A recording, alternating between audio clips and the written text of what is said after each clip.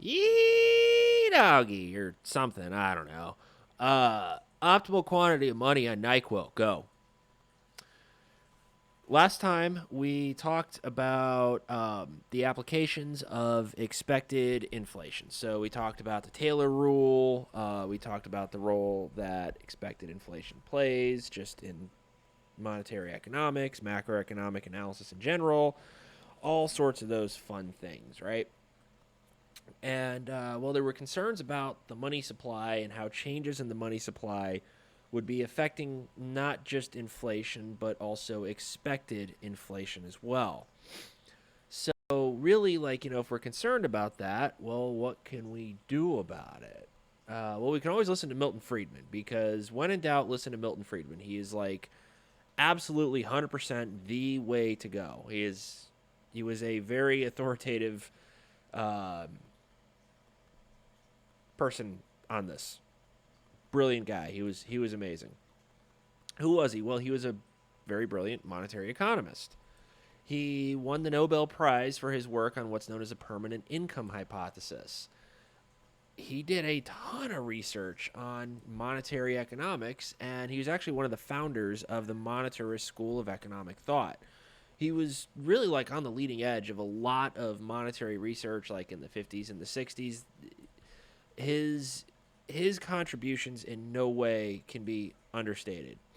But one of his many amazing contributions was how to achieve the optimal quantity of money, which is what we're going to be talking about today.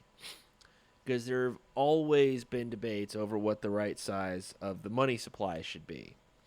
And Milton Friedman provided a very academically, economically rigorous way to answer this question, to actually provide some kind of guidance, we'll say, on how to go about this. And, maybe it's not the best answer in practice, but it's excellent in theory. And we'll kind of, get into why a little bit later. But theory can guide us to best practices, which is, a good thing. It's very important for us. So let's talk about some of the intuition before we get on the math. Money provides valuable services. And we've covered that. We've talked about it a good bit in this course so far. Money makes it easier to carry out transactions. I mean, that's pretty much common sense, because if you didn't have money, what would you have? Well, you'd have other stuff, right? Other services, and it wouldn't really work out very well. You could have all the money on your debit card, but some places used to take only cash. That's not so much the case anymore. Thanks COVID. But once upon a time, there were some places that only took cash. When I would visit my uncle in Japan, in Tokyo, you'd think, okay, it's Tokyo. They probably all take, debit cards and credit cards and stuff. You'd actually be surprised at how many businesses in Tokyo just took cash. They wouldn't take your card. It was really interesting. So once upon a time, some places only took cash. And therefore, at that time, it was worth it to carry a little bit of cash on you every day. Maybe not everything you had in your account, but like maybe just enough to get by through the day. Now it's all digital and you don't really have that green paper stuff anymore. You just kind of have your debit card. But way back in the day, you used to have cash.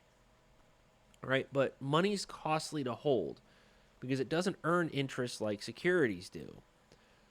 So if you want to hold more cash, right, that's less you can invest in interest-bearing assets, right? What do I mean by that? Well, okay, you've got $10,000 in the bank right now. Of that $10,000, you're carrying around $1,000. For the love of God, don't get mugged. Well, with that $1,000 you're carrying, that's $1,000 in cash that you can't invest in some kind of an interest-bearing asset, right? It's only $9,000 you can put into that. You want to carry around $500, well, that's $9,500 that can be gaining interest, right? So there's an opportunity cost here. There's foregone earnings on interest. And in order to decide how much money you want to hold, right, you got to trade off the costs and benefits. You have to do like a marginal cost, marginal benefit type analysis And essentially, you're weighing the benefits, right, of the ease and convenience of carrying the spending cash around against the cost, which is the foregone interest earnings that I was talking about. And we have to strike a balance between the two, right? When the marginal cost is equal to the marginal benefit, we've got ourselves a nice situation, right? Now, the idea would be if that cost is low, right, the opportunity cost is low, you'd want to hold more money, right? If the interest rate is low, right, why would you want to hold more money like in your account? You'd be like, screw it, I'm just going to have carrying cash, right? When it's high, however, things are going to change a little bit. You're not going to want to spend as much money right now because you'll want to save it because it bears interest. So as long as monetary instruments pay less interest than other securities, money will be costly to hold and consumers will have an incentive to economize on its use. But doing so can be somewhat wasteful from a point of view for society, right? Money is costly to hold for people, but basically costless for central banks to produce, right? So you're going to face a cost with every dollar that you choose to hold rather than keep in the bank. But central banks don't necessarily face that cost, right? So there's an issue here, right? Increasing the quantity of real money balances, right, which is the nominal quantity of money divided by the price level, right? The central bank could make everybody better off at absolutely no cost to itself. Consumers would benefit by having these additional real balances, right, because their real purchasing power goes up. Therefore, it makes it more convenient for them to carry out these transactions. And it would cost the central bank absolutely nothing to provide the service. This is where Friedman kind of comes in here, because he argued the optimal policy essentially involved eliminating these incentives to economize on the use of money. And in order to do so, the central bank would have to eliminate the difference between the interest rates on monetary instruments and on other securities because they would be costless to hold, right? Because right now, right, with that interest rate, you are essentially facing a cost for every dollar that you spend. So what do? Well, we would eliminate that difference. Friedman argued this in 1969. When he made that argument, money paid no interest. Nowadays, right, the Federal Reserve is earning, or they're paying interest on excess reserves that financial institutions are holding. But at the time, money paid no interest. So he argued the optimal policy called for setting the nominal interest rate on these bonds equal to zero. What does that imply? Well, let's think back to the Fischer equation for a second, which says the nominal interest rate is equal to the real rate plus expected inflation. Now, I'm just going to make it inflation here because we'll just make it easier on everybody. But to set the nominal interest rate to zero, it follows that the inflation rate has to be equal to the negative of the real interest rate. Scratch that. Wow, I made a mistake. It follows the real interest rate should equal the negative of the inflation rate. Sorry. So if the latter were around 2 to 3%, Friedman would argue, right, the central bank should deflate at a rate of 2 to 3%. This would involve reducing the nominal quantity of money, but the reduction in the nominal quantity of money would fall at a slower rate than what the price level's doing, right? So think about this in terms of rates here. What's going on? Well, what happens is, in reducing the nominal quantity of money at a lower rate than the price level is falling, the real quantity of money, real money balances, would actually end up increasing, which is kind of cool, right? So how do we do this with the math? Because the math might actually be a little bit easier to see what's going on here. We'll start with the Fischer equation. We've seen this guy before. Now we consider the increase in real purchasing power of the dollar is negative pi t, right? The negative of the inflation rate. So we're going to put our thinking caps on here. Because these services that money provides are what's known as marginal non-pecuniary services, or MNPS. The cost of abstaining from $1 of consumption with constant real consumption is what's known as an internal rate of discount, or IRD, of 0. So suppose you hold an asset denominated in dollars that has a risk-free nominal rate of capital R.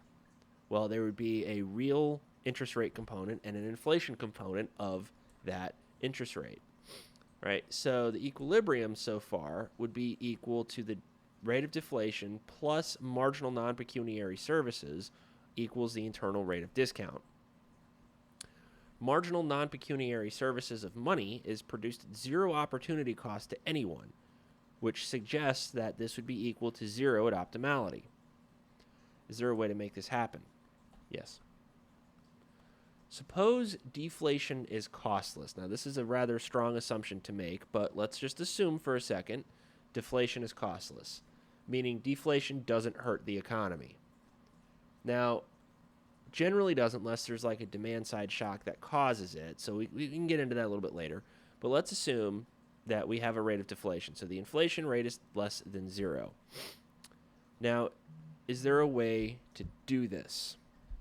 Well, if deflation's costless, there are no transition or no permanent costs to it, right? Which implies marginal non-pecuniary services equal to 0, therefore implies the rate of deflation is equal to the real interest rate.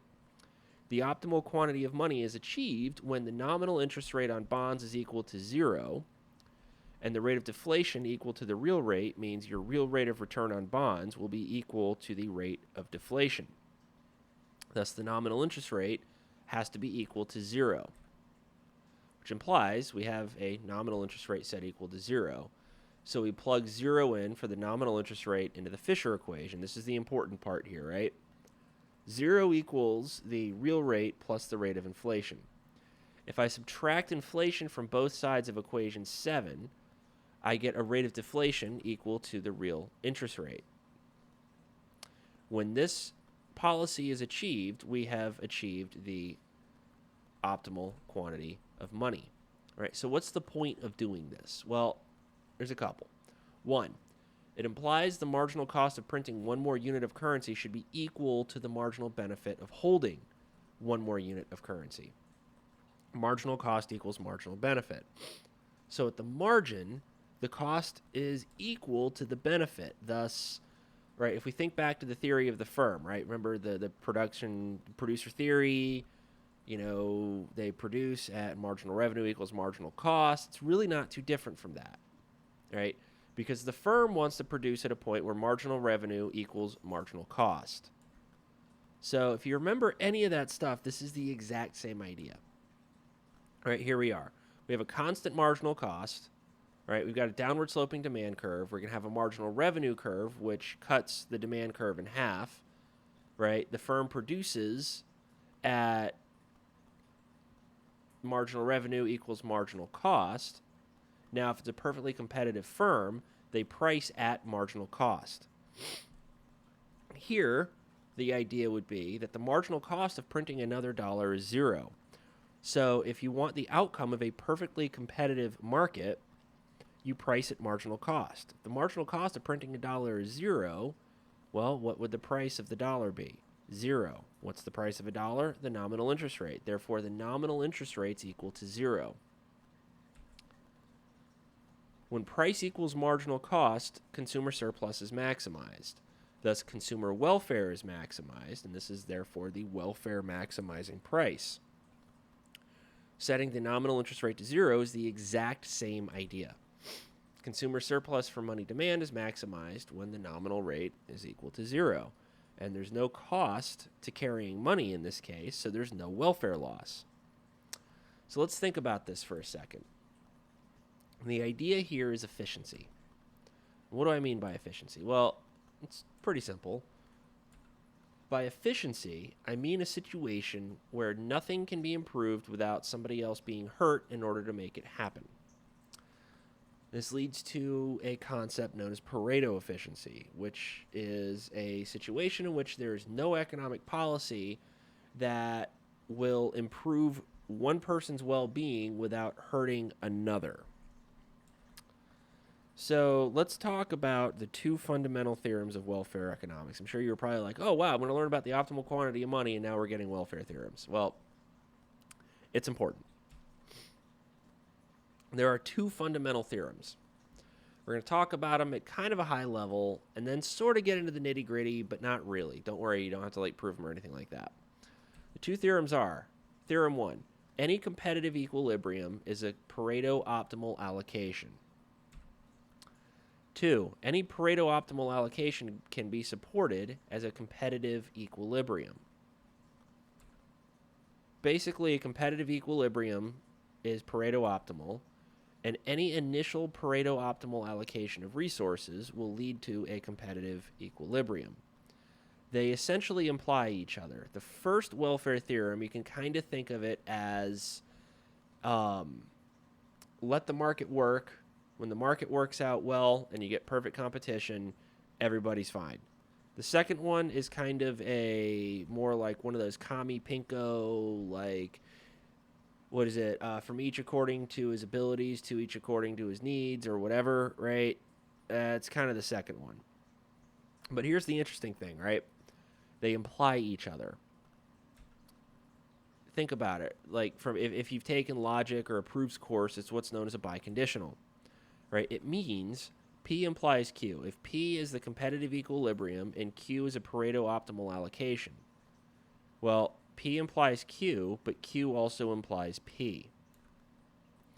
So to put this a little bit better, for the first welfare theorem, what we need to have is complete information, perfect competition, no externalities. That's simple, right? Yeah, sure it is. If we have these things, then price equals marginal cost. No firm's got any pricing power over any other firm or anybody in the market. All firms and all consumers take prices as given. Nobody can abuse the market and extract any producer or consumer surplus. Basically, it's the best possible market-oriented outcome possible. When these assumptions get satisfied, we get a competitive equilibrium. When we have a competitive equilibrium, we get a Pareto optimal allocation of resources because no one's got the market power to extract any surplus from anybody else. Nobody pays too much for anything. Nobody gets screwed. For the second welfare theorem, what we would have to have is an initial allocation of wealth such that nobody can be made better off without making someone else worse off, right? Think of it as like an initial endowment, right? Christmas morning. You go downstairs on Christmas morning and all your presents are wrapped up. You got exactly everything that you wanted. You didn't get anything you didn't want. That would be a Pareto optimal allocation. This does not mean that everybody has the same amount of stuff. It would mean, though, if, say, you wanted to open a music store, you'd have everything you needed to do so, subject to the constraint that everybody else has what they need as well. If you wanted to open a music store, you had all the guitars that you needed in order to be able to clear the market, right? So you wouldn't have any guitars left over at the end of the day. But at the same time, the person that wants to open a pet store has all the cat food they need to clear the market. And also, you all have to know exactly what everybody wants to buy and what the optimal prices are. So this way, when you go to the market, you sell everything you have at marginal cost. No consumers get screwed over. You don't get screwed over either. Everybody's happy.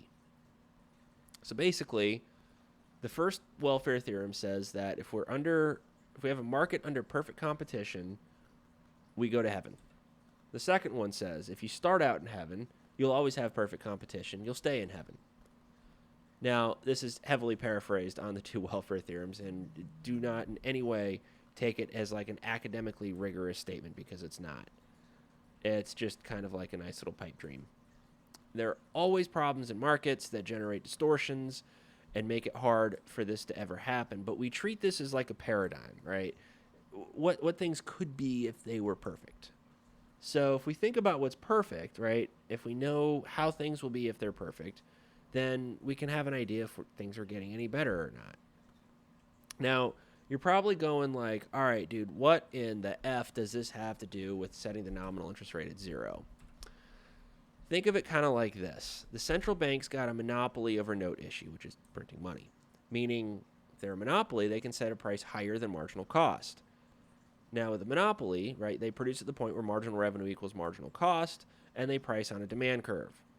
in the elastic portion of the demand curve. Thus, price is larger than marginal cost. There are inefficiencies introduced in the market, and consumer surplus is extracted by the producer. The marginal cost, in our case, is the cost of printing an additional unit of currency, which is essentially zero. The price of money, which is the nominal rate, should be set equal to zero. Thus, by the Fischer equation, nominal rate's zero, we get a situation such that the real rate equals the rate of deflation, and the real rate of interest is equal to the rate of deflation. When this happens, we get a social optimum. Now, if this doesn't happen, right, if there's a positive nominal rate, people economize on cash balances to the point that the marginal benefit equals the marginal private cost, which is the nominal interest rate, in which case we get a positive nominal rate of interest. Thus, price is larger than marginal cost, and there's an economic inefficiency introduced. However, when it's equal to zero, the marginal social benefit and the marginal social cost are equalized at zero. So the idea with the welfare theorems here would be competitive equilibrium implies Pareto efficient allocation. Pareto efficient allocation of resources implies competitive equilibrium. A policy that sets the price of money equal to marginal cost would end up satisfying both welfare theorems. How? Well, central bank sets nominal rate equal to zero, price equals marginal cost. There's a competitive equilibrium in money markets. Agents are made better off without any other agent being made worse off, and we have a Pareto efficient allocation. There's a Pareto efficient allocation, we get a competitive equilibrium. So one last thing I want to talk about. Maybe you're wondering why this is about the optimal quantity of money, but there's no quantity of money anywhere in this lecture. Well, to answer that, we got to go back to how central banks set their money supply. Because they don't set their money supply according to an actual quantity of money, right? They do it by establishing a price of money. The Federal Reserve, for example, engages in open market operations until they reach an interest rate consistent with what their target is. Thus, if they achieve an interest rate equal to their target, it implies a quantity of money consistent with that interest rate. So I just wanted to make sure that was clear before I wrap this thing up. Now, to wrap up, we follow what Friedman said. The nominal interest rate on bonds would be zero. We would reduce the nominal money supply in doing so and increase the real quantity of money, thereby increasing the purchasing power that economic agents have. In doing so, it improves their welfare. Now, not everybody thought this was a great idea, and even to this day, not everybody thinks this is a great idea. There are a lot of situations where this is not the best idea in the world. As we'll talk about in, I think, the next lecture actually that I've got scheduled for you guys, Phelps argued that it was inefficient because there could be welfare gains from creating money, which is known as seigniorage. But we'll get to that a little bit later. But for now, that was the optimal quantity of money. Thank you for watching. I hope you enjoyed. And, well, thanks.